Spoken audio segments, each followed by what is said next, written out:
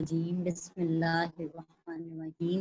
الصلاۃ والسلام علیکہ یا سیدی یا رسول اللہ وعلی آلکہ وصحابکہ یا سیدی یا نبی اللہ رب اشرح لی صدری ویسر لی امری واحلل عقدۃ من لسانی یفقہوا قولی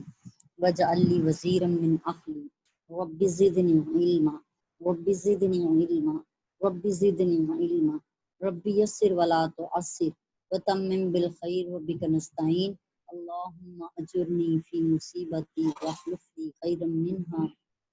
ربی اعوذ بک من ہمزات الشیاطین واعوذ بک ربی ان یحضرون اللہم صلی علی سیدنا و مولانا محمد وعلی آلہ وصحبہ وبارک وسلم۔ اللہ تعالیٰ کا کروڑ شکر اور احسان کہ جس نے ہمیں اپنی محفل میں بیٹھنے کی توفیق عطا فرمائی۔ آج ہم آیت نمبر 51 کو دوبارہ ریپیٹ تھوڑا سا کر لیں گے اور پھر آگے پڑھیں گے انشاءاللہ تعالیٰ۔ اعوذ باللہ من الشیطان الرجیم بسم اللہ الرحمن الرحیم وَإِذْ وَعَدْنَا مُوسَىٰ 40 لَيْلَةً ثُمَّ اتَّخَذْتُمُ الْعِجْلَ مِن بَعْدِهِ وَأَنْتُمْ ظَالِمُونَ۔ اور اذ جب وعدنا ہم نے وعدہ لیا موسیٰ علیہ السلام سے 40 لیلتن راتوں کا ثم اتخذتم العجل تم نے معبود بنا لیا بچھڑے کو من بعد ہی اس کے بعد ان کے پیچھے، یعنی موسیٰ علیہ السلام چلے گئے اور ان کے پیچھے تم نے بچھڑے کو معبود بنا لیا وانتم ظالمون اور تم ظالم ہی ہو، تم ظالم تھے، تم نے ظلم کیا۔ ثم عفونا پھر ہم نے درگزر کیا، ثم عفونا ہم نے معاف کر دیا عنکم تمہیں، من بعد اس کے بعد ذالکا اس غلطی کو تاہی کے بعد لعلکم تاکہ تم تشکرون شکر کرو۔ وَإِذْ آتَيْنَا مُوسَى الْكِتَابَ وَالْفُرْقَانَ لَعَلَّكُمْ تَهْتَدُونَ اور جب آتینا ہم نے دی موسیٰ علیہ السلام کو کتاب والفرقان اور فرق کرنے والی چیز لعلکم تہتدون تاکہ تم ہدایت پا جاؤ۔ وَإِذْ قَالَ مُوسَىٰ لِقَوْمِهِ اور جب کہا موسیٰ علیہ السلام نے اپنی قوم سے یا قومی انکم ظلمتم اے میری قوم انکم بے شک تم نے ظلم کیا انفسکم اپنی جانوں پر باتخاذکم العجل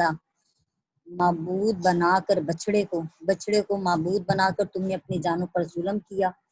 فتوبوا پس توبہ کرو الی طرف باریئکم اپنے پیدا کرنے والے کی طرف توبہ کرو، رجوع کرو۔ فقتلوا انفسکم پس قتل کرو اپنی جانوں کو، ذالکم یہ تمہارے لیے خیر لکم زیادہ بہتر ہے، عند باریکم تمہارے پیدا کرنے والے کے نزدیک۔ فتابا پس توبہ قبول کی علیکم تمہاری، انہو بے شک وہ اللہ کی ذات وہ التواب الرحیم وہی توبہ قبول کرنے والا اور بہت رحم فرمانے والا ہے۔ اعوذ باللہ من الشیطان الرجیم بسم اللہ الرحمن الرحیم۔ واپس اپنے سبق کی طرف آتے ہیں کہ اور وہ وقت بھی یاد کرو جب ہم نے موسیٰ علیہ السلام سے 40 راتوں کا وعدہ فرمایا، پھر تم نے موسیٰ علیہ السلام کے چلہ اعتکاف میں جانے کے بعد بچڑے کو اپنا معبود بنا لیا اور تم واقعی بڑے ظالم تھے۔ جی بچڑے کو معبود بنانے کا جو معاملہ تھا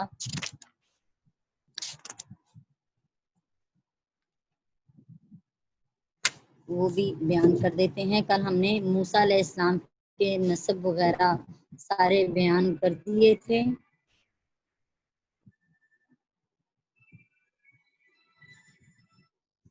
آج جو آپ نے چلہ کاٹا تھا اس کے حوالے سے بتا دیں کہ یہ مدت 1 ماہ اور 10 دن کی تھی، اور یہ ماہ ذیقعد کا مہینہ تھا جو اب بھی چل رہا ہے ہمارا، یہی ذیقعد کا مہینہ تھا، اور 10 دن ذی الحجہ کے تھے۔ یہ 40 دن کون سے تھے جی؟ یہ تفسیر تبیان القرآن کے مطابق یہ 1 ماہ ذیقعد کا تھا اور 10 دن ذی الحجہ کے تھے۔ اس مدت میں موسیٰ علیہ السلام نے چلا کاٹا تھا اور زمرد کی جو الواح تھیں ان میں تورات اتاری گئی تھی، یعنی جو تختیاں اتری تھیں۔ الواح کہتے ہیں تختیوں کو، لوح کی جمع ہے، لوح تختی کو کہتے ہیں اور الواح اس کی جمع ہے، اور یہ زمرد کی تھیں، یعنی پتھر، زمرد پتھر جو ہے اس کی یہ سلیں تھیں، تختیاں بنی تھیں جس پر یہ تورات نازل کی گئی۔ پھر آپ 40 رات تک جو ہے کہتے ہیں وہ ایک مرتبہ بھی بے وضو نہیں ہوئے، اور 40 رات آپ نے وہ چلا کاٹا اور کوہ طور سے واپس آئے۔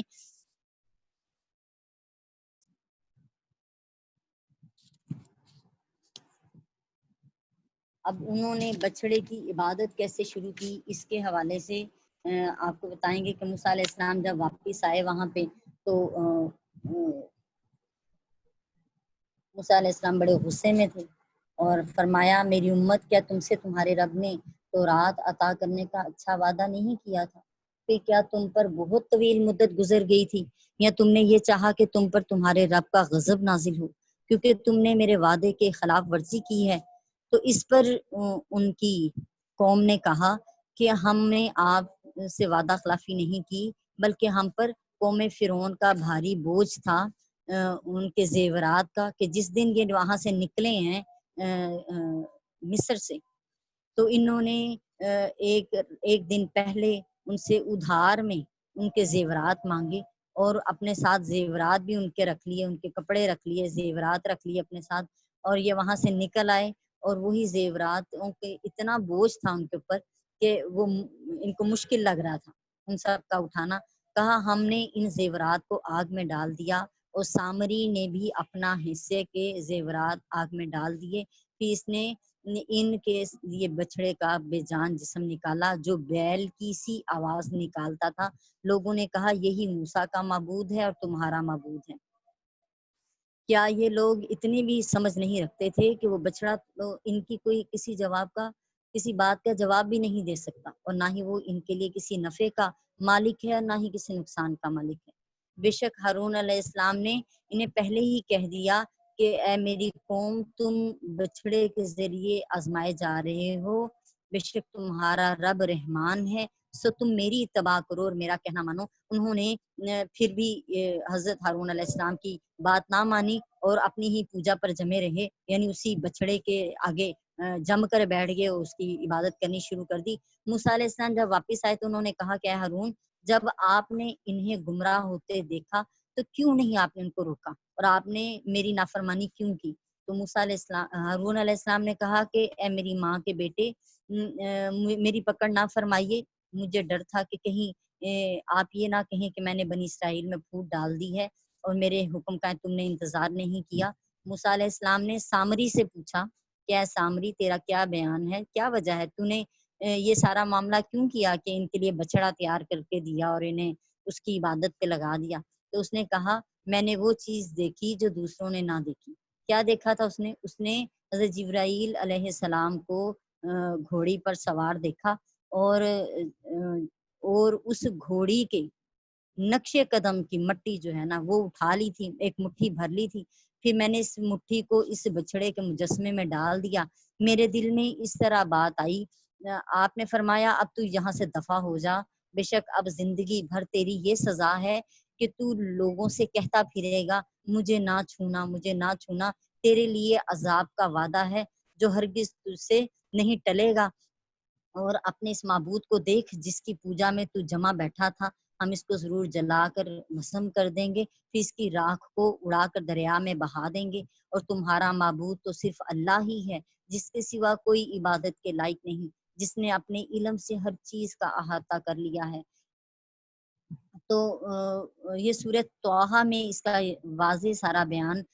دے دیا گیا، جس کے ذریعے یہ بتایا گیا کہ کس طرح سامری نے بنی اسرائیل کی قوم کو پھنسایا اور ان کو اس کام پر لگایا، اور بچڑے کا قالب تیار کر کے اس سارے سونے کا بچڑا تیار کر دیا، جس کے اندر وہ مٹی ڈالی جو فرشتے کے قدموں کی تھی، اور وہ اس کی ہی وجہ سے، اس کی برکت سے وہ بچڑا، سونے کا بچڑا جو ہے، اس کو دم کو ہلاتے تھے تو آگے سے گائے کی طرح آواز نکالتا تھا۔ اب اس ثم عفونا عنکم من بعد ذلک لعلکم تشکرون، اللہ تعالیٰ کہتے ہیں اتنی بڑی غلطی کر لینے کے بعد بھی کہ تم نے بچھڑے کی عبادت کی، اللہ کی ذات کے ساتھ شریک ٹھہرایا، لیکن میں نے پھر بھی تمہیں معاف کر دیا، صرف اس لیے کہ تم میرا شکر ادا کرو، شکر گزار بندے بن جاؤ، سیدھے ہو جاؤ، مخلص ہو جاؤ، اخلاص پیدا کرو اپنے اندر۔ لیکن تم لوگوں نے کیا کیا، لیکن پھر بھی تم اللہ کی نافرمانی پہ ہی لگے رہے۔ اللہ تعالیٰ فرما رہے ہیں وَإِذْ آتَيْنَا مُوسَى الْكِتَابَ، یعنی میں نے اتنی بڑی نعمت، عظیم کتاب عظیم تورات جو ہے تم موسیٰ علیہ السلام پر میں نے نازل کی، تم لوگوں کے درمیان وہ ہدایت بھیجی، والفرقان، اور حق و باطل میں فرق کرنے والی چیز، والفرقان کا معنی ہے جی جدا جدا کرنے والے احکام، لیکن اس کا لغت سے معنی نکلتا ہے حق اور باطل میں فرق کرنے والی چیز جو ہے وہ بیان کر دی، جس سے ہر بات واضح ہو گئی کہ صحیح کیا ہے اور غلط کیا ہے، باطل کیا ہے اور حق کیا ہے۔ لعلکم تہتدون، تاکہ تم ہدایت پا جاؤ، یعنی تمہاری ہدایت کے لیے یہ سامان کیا اور اتنی عظیم کتاب تم لوگوں کے درمیان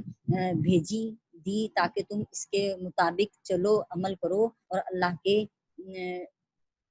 نیک بندوں میں شامل ہو جاؤ۔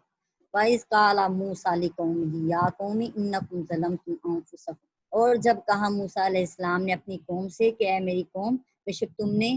بچڑے کو معبود بنا کر اپنی جانوں پر ظلم کیا ہے، بس توبہ کرو اپنے پیدا کرنے والے کی طرف۔ اب ان کی جو معافی ہوئی تھی وہ کس طرح کی توبہ کیا تھی اور کیا حکم ہوا تھا؟ حکم یہ تھا توبہ اس طرح قبول ہوگی فَقْتُلُوا أَنفُسَكُمْ، کہ اپنوں کو قتل کرو، یہ تمہارے لیے زیادہ بہتر ہے تمہارے پیدا کرنے والے کے نزدیک۔ بس اللہ نے ان کی توبہ قبول کر لی۔ اب اس واقعے کے کی تشریح میں بیان کرتی ہوں کہ آپ نے کہا کہ ایک وہ لوگ ہیں جنہوں نے عبادت کی ہے اور دوسری وہ گروہ تھا جنہوں نے عبادت نہیں کی۔ جنہوں نے عبادت نہیں کی، ایک روایت کے مطابق ان کی تعداد 12,000 کے قریب تھی جنہوں نے عبادت نہیں کی، اور جنہوں نے عبادت کی تھی وہ 70,000 کے قریب افراد تھے۔ تو حکم ہوا کہ یہ جو 12,000 ہیں یہ سب ایک صف میں کھڑے ہو جائیں، اور دوسری طرف وہ 70,000 سامنے ان کے سامنے دوسری صف میں کھڑے ہوں، اور جنہوں نے عبادت نہیں کی اس بچڑے کی، وہ لوگ ان کو قتل کریں جنہوں نے عبادت کی ہے، خواہ وہ ان کے ماں باپ میں سے ہیں، خواہ وہ ان کے بہن بھائیوں میں سے ہیں، خواہ وہ ان کے رشتہ داروں میں سے ہیں یا ان کی قوم میں سے، جس طرح کے بھی لوگ تھے ان سب کو قتل کرنے کا حکم ہوا، تاکہ باطل ختم ہو، جو بہکنے والے لوگ ہیں وہ ان میں سے مٹ جائیں، اور جو حق پر قائم کرنے والے ہیں وہ واضح ہو جائیں اور وہ بچ جائیں ان میں سے۔ تو اس طرح ان کی قتل کر دینے کے بعد جو ہے ان کی توبہ قبول کی گئی، کہ جنہوں نے غلط کام کیا تھا، جنہوں نے شرک کیا اور اس بچڑے کے آگے جم کر بیٹھ گئے تھے، ان سب کو قتل کر دیا گیا۔ پھر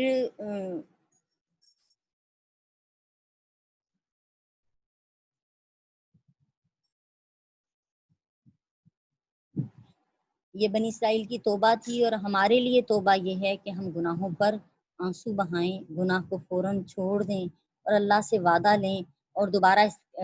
دوبارہ اپنے کیے ہوئے گناہوں کو نہ رپیٹ کریں۔ یعنی پہلی قوموں پہ دیکھیں کیسے توبہ قبول کی جاتی تھی، لیکن ہم پر اللہ نے ایسا بوجھ نہیں ڈالا، بلکہ اگر ایک مرتبہ بھی اپنے مالک کی بارگاہ میں رو لیتے ہیں تو اللہ تعالیٰ اپنے بندے کو معاف کر دینے والا ہے۔ جیسے کہ نبی پاک علیہ السلام نے فرمایا کہ جب توبہ کر لیتے ہیں چاہے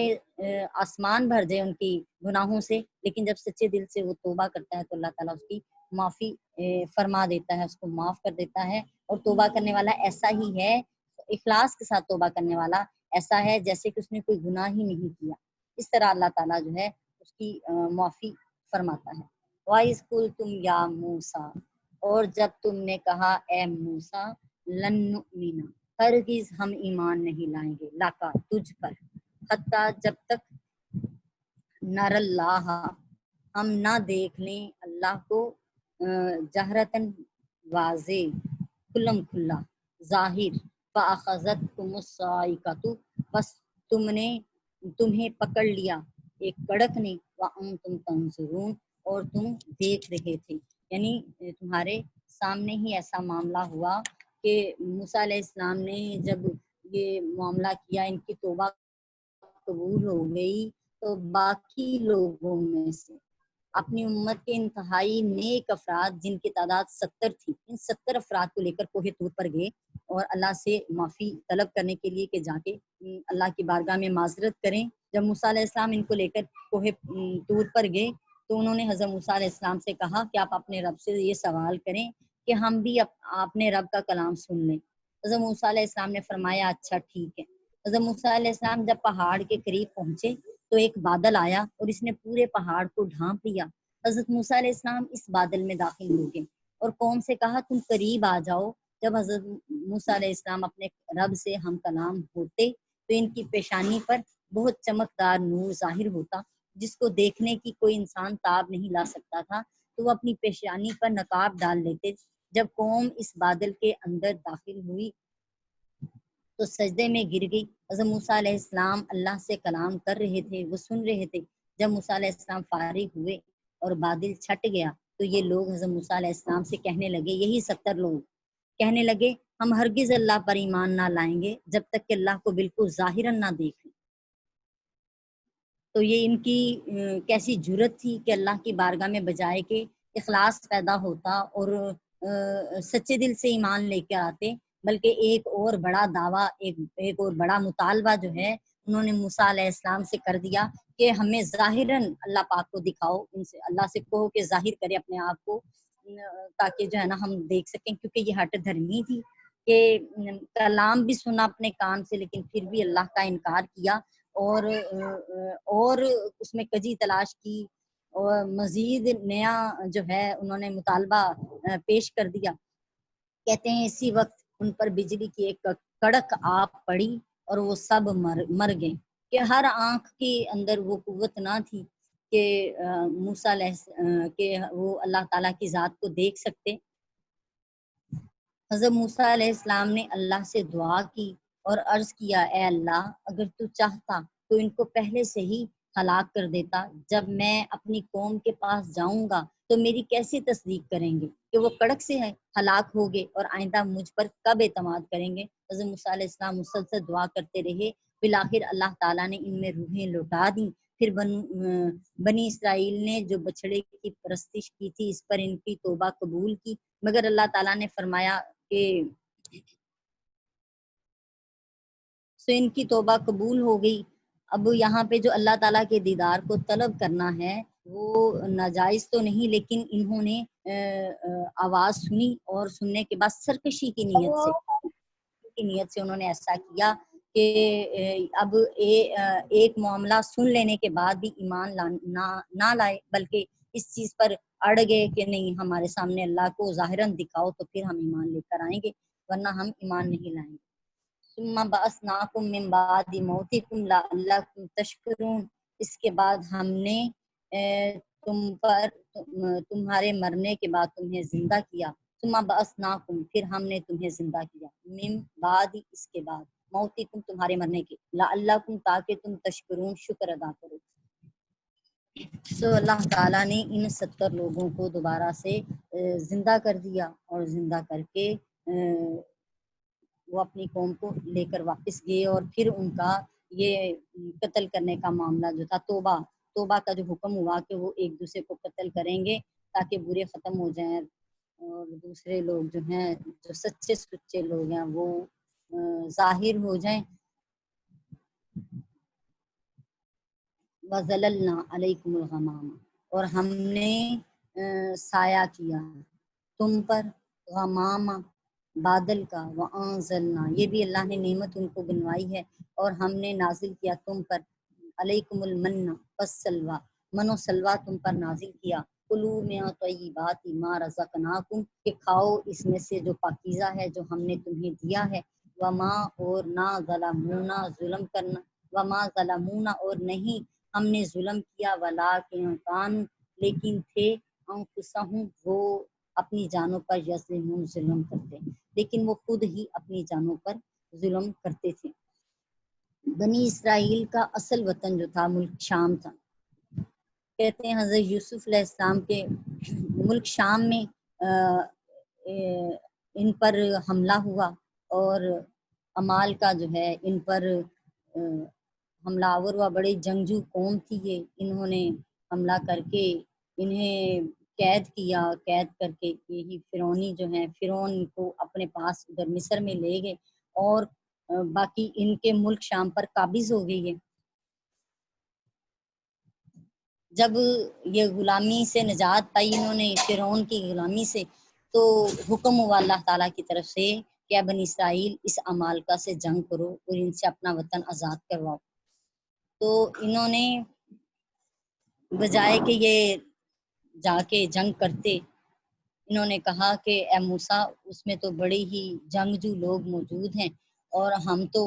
ہرگز بھی جا کے جنگ کرنے والے نہیں ہیں. تم جاؤ اور تمہارا خدا جائے اور جا کے ان سے جنگ لڑے اور ہم ہرگز ایسا نہیں کرنے والے جب تک کہ وہ جنگجو قوم جو ہے وہاں سے چلی نہ جائے. اس پر جو ہے ان کو یوں سزا دی گئی کہ جب انہوں نے جہاد سے منہ موڑا اور ہمت ہار کر بیٹھ گئے اور جا کر اپنے ملک پر قبضہ کرنے والے عمالقہ کے لوگوں کے ساتھ قوم عمالقہ کے ساتھ جنگ نہ کی. اس پر جو ہے اللہ تعالیٰ نے ان کو یوں سزا دی کہ ان کو ان کے گھروں سے ان کو وادی تی میں ہی جو ہے نا بھٹکا دیا. وہ اس میں 40 سال تک وہیں پہ بھٹکتے رہے. حالت یہ تھی کہ جب وہ اپنے گھروں سے نکلتے اور سفر کے لیے نکلتے اور سارا دن سفر کرتے اور یہاں تک کہ رات بسر کرنے کے بعد جب صبح کو اٹھتے تو دیکھتے جہاں سے چلے تھے وہیں پہ موجود ہوتے تھے. دوبارہ وہیں پہ موجود ہوتے تھے. یعنی وہ کیا ہوا سفر جو ہے واپس زمین اسی طرف لوٹ جاتی تھی اور دوبارہ یہ بھی اسی جگہ پہنچ جاتے تھے اور اسی وادی تی میں ہی یہ بھٹکتے رہے 40 سال تک. اس وادی میں نہ ہی کوئی سایہ تھا نہ کوئی درخت تھا نہ کوئی عمارت تھی نہ پینے کے لیے پانی تھا نہ کھانے کے لیے کوئی چیز تھی نہ ضروریات زندگی کے دیگر لوازمات. اس بے سر و سامانی کے عالم میں موسیٰ علیہ السلام کی دعا سے ان کے لیے سب سامان مہیا ہوا. آپ نے دھوپ سے بچاؤ کے لیے دعا کی تو بادل کا سایہ کر دیا اور صاحبان یعنی بادل کا سایہ ہوا ان کے اوپر. اور جب کھانے کے لیے دعا کی تو من و سلوا اللہ تعالیٰ نے بھیجا. من و سلوا کے بارے میں بھی مختلف بیان ہے. من یہ ہے جی ایک قول صحیح یہ ہے کہ من سے مراد ہے ترنجبین.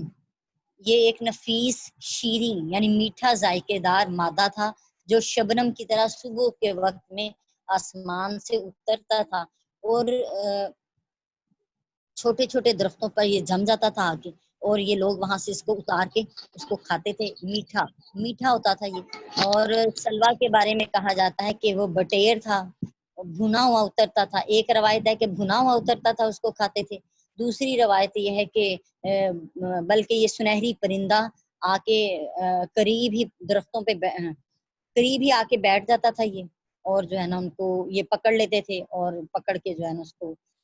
پکا کے کھاتے تھے. یہ دونوں طرح کی روایات ہیں. لیکن کہا ایک شیریں تھا اس میں سے. من جو تھا وہ شیریں تھا اور جو سلوا تھا وہ نمکین غذا تھی جو وہ کھایا کرتے تھے. اور پھر انہوں نے پانی مانگا وہاں پہ. موسیٰ علیہ السلام نے اللہ کے حکم سے پتھر پر اپنا عصا مارا لاٹھی ماری اس سے 12 چشمے وہاں سے پھوٹ پڑے اور یہ بھی اللہ کی جو نعمت تھی ان پر نازل ہوئی. پھر کہتے ہیں وہاں پہ تاریکی چھا جاتی تھی تو تاریکی میں روشنی کرنے کے لیے جو ہے ایک آپ نے دعا کی تو ایک عمودی شکل میں جو ہے نا ایک روشنی ظاہر ہو جاتی تھی. اسی طرح وہاں لباس کوئی نہیں تھا. اللہ تعالیٰ نے موسیٰ علیہ السلام کو اس طرح کا معجزہ بھی دکھایا کہ ان لوگوں کے کپڑے کبھی میلے نہیں ہوتے تھے نہ پھٹتے تھے اور بچوں کے جسم پر بھی جو کپڑے تھے بچہ بڑا ہوتا تھا تو کپڑے بھی ساتھ ساتھ میں بڑے ہوتے چلے جاتے تھے. یعنی ان کو مزید اور نئے کپڑے لا کر پہننے کی ضرورت پیش نہیں آتی تھی. یہ وہ ساری نعمتیں تھیں جو اللہ تعالیٰ نے ان پر وادی تی کے دوران جو ہے نازل کی. ان پر اپنی نعمتیں نازل کی. سو اللہ تعالیٰ نے جو گنوائی ہیں ان کو نعمتیں ان میں سے یہ نعمتیں بھی ہیں. اور پیچھے جو سب سے بڑی نعمت تھی کہ فرعون جیسی قوم سے نجات دی تھی ان کو جان بچائی تھی اور خیر و عافیت کے ساتھ وہ سمندر میں ان کے لیے خشک راستہ بنا دیا تھا، اور خیر و عافیت سے یہ وہاں سے گزر کر آ گئے تھے۔ تو اللہ پاک فرما رہے ہیں کہ اتنا سب کچھ عطا کیا، لیکن یہ سب کچھ کرنے کے بعد بھی انہوں نے جو ہے ہم نے ان پر کچھ ظلم نہیں کیا، بلکہ ان کی اپنی ہٹ دھرمی کی وجہ سے، ان کے شکر کی وجہ سے ان پر لعنت ہوئی، ان پر عذاب آئے، اور وہ خود ہی اپنی جانوں پر ظلم کرنے والے تھے۔ وَإِذْ قُلْنَا ادْخُلُوا هَٰذِهِ الْقَرْيَةَ فَكُلُوا مِنْهَا حَيْثُ شِئْتُمْ رَغَدًا وَادْخُلُوا الْبَابَ سُجَّدًا وَقُولُوا حِطَّةٌ نَغْفِرْ لَكُمْ خَطَايَاكُمْ وَسَنَزِيدُ الْمُحْسِنِينَ۔ اور جب قلنا ہم نے کہا، ادخلوا داخل ہو جاؤ، هَٰذِهِ الْقَرْيَةَ اس بستی میں، فَكُلُوا پس کھاؤ، منہا اس میں، حیث جہاں سے بھی، تم چاہو، رغدن جی بھر کر، وادخلوا الباب سجدن اور داخل ہو جاؤ اس شہر کے دروازے میں سجدہ کرتے ہوئے، وقولوا اور یہ جملے بولنا، حتتن کے معافی، اللہ تعالیٰ معاف فرما دیں، ہماری مغفرت فرما دیں، نغفر لکم ہم بخش دیں گے تمہیں، خطایاکم تمہارے گناہ، تمہاری خطائیں، ہم تمہاری خطائیں بخش دیں گے، وسنزید المحسنین جو احسان کرنے والے ہوں گے، جو نیکوکار ہوں گے، ان کو ہم بڑھا کر عطا کریں گے۔ تو یہاں پہ حتتن کا لفظ تھا جو ان کو کہنے کا حکم ہوا۔ یہ بستی کون سی تھی جی؟ اس کی جو ہے قول ہے کہ یہ بستی بیت المقدس تھی، کہ جب یہ 40 سال اس میں بھٹکتے رہے ہیں وادی تی میں، وادی تی کہتے ہیں جی، تے یہ اور مد والی ہے آنی ہے ساتھ میں، وادی تی لکھا جائے گا، اس میں یہ سرگردہ رہے۔ تو اسی میں 40 سال کے اندر ہی ہارون علیہ السلام کی بھی ڈیتھ ہوئی، اور موسیٰ علیہ السلام بھی وفات پا گئے، اور موسیٰ علیہ السلام کے بعد حضرت یوشع بن نون علیہ السلام نے پھر قوم عمالقہ سے جہاد کیا تھا، اور جو بنی اسرائیل زندہ بچ گئے تھے انہوں نے حضرت یوشع بن نون کا ساتھ دیا، اللہ تعالیٰ نے ان کو فتح عطا فرمائی، اور 40 سال کے بعد بنی اسرائیل کو میدان تی سے نجات حاصل ہوئی، اور جب بیت المقدس میں فاتحانہ شان کے ساتھ داخل ہونے کا وقت آیا تو اللہ تعالیٰ نے فرمایا کہ بیت المقدس کے دروازے میں سجدہ کرتے ہوئے داخل ہو جاؤ۔ حتتن کا لفظ کہتے ہوئے کہ اللہ پاک ہمارے گناہوں کو معاف فرما، یعنی یہ حتتن کا معنی تھا، ہمارے گناہوں کو معاف فرما۔ حتتن کا معنی ہے ہمارے گناہوں کو معاف فرما، مگر یہ لوگ اللہ کے حکم کے خلاف ہوئے، انہوں نے سجدہ کرنے کی بجائے اپنے جو ہپس کے بل جو ہے گھسیٹتے ہوئے اس دروازے سے داخل ہوئے۔ پہلی یہ نافرمانی کی، اور دوسری نافرمانی یہ کی کہ حتتن کو لفظ کو ہنتاتن سے بدل دیا۔ ہنتاتن کا مطلب تھا کہ گندم چاہیے، یعنی یہ دنیا کا مال چاہنے کی نیت اپنے دل میں رکھی، اور یوں اللہ تعالیٰ کے حکم کی نافرمانی کی، اور جو ہے بجائے کہ سجدہ کرتے ہوئے، اور اتنی نعمتیں اللہ نے اتاری تھیں، ان نعمتوں کو اپنے ذہن میں رکھتے اور اللہ کا شکر ادا کرتے، شکر ادا کرنے کی بجائے، اور اللہ کی بارگاہ میں سچا ہونے کی بجائے، اخلاص پیدا کرنے کی بجائے، اور اللہ کا حکم ماننے کی بجائے انہوں نے اس طرح کا عمل ظاہر کیا کہ ایسی ہٹ دھرمی دکھائی اور ایسی سرکشی دکھائی کہ اللہ کے حکم کے خلاف چلے۔ تو کہا گیا فبدل الذین ظلموا قولا غیر الذی، پاپس بدل دیا الذین ان لوگوں نے، ظلموا جنہوں نے ظلم کیا تھا، قولا اس بات کو، اس قول کو، اس لفظ کو، غیر الذی کسی اور لفظ کے ساتھ، قیل لہم جو ان سے کہا گیا تھا اس لفظ کو کسی اور لفظ کے ساتھ بدل دیا، فانزلنا پس ہم نے نازل کیا علی الذین ظلموا جن لوگوں نے ظلم کیا تھا ان پر ہم نے نازل کیا، رجزن عذاب نازل کیا، من السماء آسمان سے، بھی ساتھ ماں جو کانو تھے، یفسقون وہ گناہ کرتے یا نافرمانی کرتے۔ بس جن لوگوں نے ظلم کیا تھا انہوں نے اس لفظ کو کسی دوسرے لفظ سے بدل دیا، جو لفظ انہیں کہا گیا تھا وہ نہ کہا، بس ہم نے ان پر ان ظالموں پر عذاب نازل کیا آسمان سے، اس سبب سے، اس وجہ سے کہ وہ نافرمانی کرتے تھے۔ جی بنی اسرائیل پر یہ عذاب کون سا تھا؟ جی اس کے بارے میں امام ابن جریر اپنی سند کے ساتھ روایت کرتے ہیں کہ ابن زید نے بیان کیا کہ جب بنی اسرائیل سے کہا گیا کہ دروازے میں سجدہ کرتے ہوئے داخل ہو جاؤ، تو وہ سجدے کی بجائے سرین کے بل یعنی اپنے حفظ کے بل جو ہیں گھسیٹتے ہوئے داخل ہوئے، اور حتتن کی جگہ انہوں نے ہنتتن کہا، تو طاعون کی وبا جو ہے آسمان سے نازل ہوئی، اور جس سے ان کے تمام بڑے لوگ ہلاک ہو گئے اور ان کے بیٹے بچ گئے، اور بنی اسرائیل میں جس فضل اور عبادت کا ذکر کیا جاتا ہے وہ ان کے بیٹوں میں تھا، اور ان کی تمام آباء و اجداد جو تھی وہ طاعون کی اس وبا میں ہلاک ہو گئے۔ وبا سے مجھے نبی پاک علیہ الصلوۃ والسلام کی ایک حدیث پاک یاد آئی کہ آپ نے فرمایا کہ رات کو اپنے برتن ڈھانپ کے اور اپنے مشکیزے بند کر کے سویا کرو، کیونکہ پورے سال میں ایک دن ایسا ہوتا ہے جس میں وبا اترتی ہے، تو جو ننگے برتن ہوتے ہیں ان میں وہ وبا داخل ہو جاتی ہیں۔ نبی پاک علیہ السلام نے فرمایا، یہ امام احمد، امام مسلم، امام نسائی ان سب نے اس کو روایت کیا ہے۔ انہوں نے بیان کیا کہ نبی پاک علیہ السلام نے فرمایا کہ یہ طاعون گندگی ہے، اور تم سے پہلے جن لوگوں کو عذاب دیا گیا تھا ان کا بچا ہوا عذاب ہے۔ اگر کسی علاقے میں طاعون پھیلے اور تم وہاں ہو تو تم وہاں سے مت نکلو، اور اگر تم کو یہ خبر پہنچے کہ فلاں علاقے میں طاعون ہے تو پھر تم اس علاقے میں نہ جاؤ۔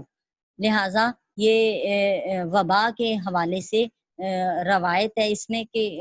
حکم یہی ہے کہ جہاں پہ یہ بیماری موجود ہو ان کو چاہیے کہ وہ اپنے گھروں میں رہیں اور گھروں سے باہر نہ نکلیں، اور جہاں پہ اگر یہ جہاں پہ رہ رہے ہیں وہاں پہ نہیں ہے، کسی اور علاقے میں تو پھر اس علاقے میں جانے کا حکم نہیں ہے، بلکہ یہی حکم ہے کہ آپ اپنے علاقے میں رکے رہیں۔ حضرت امام بخاری جو ہیں بیان کرتے ہیں اس حدیث پاک کو، بی بی عائشہ صدیقہ رضی اللہ تعالی عنہا نے بیان کیا کہ انہوں نے رسول اللہ صلی اللہ علیہ وسلم سے طاعون کے بارے میں پوچھا، تو آپ سرکار دو عالم علیہ السلام نے فرمایا یہ عذاب ہے، اللہ تعالیٰ جس پر چاہتا ہے اس کو بھیج دیتا ہے۔ اللہ تعالیٰ نے اس کو مومنین کے لیے رحمت بنا دیا ہے، جس بندے کے شہر میں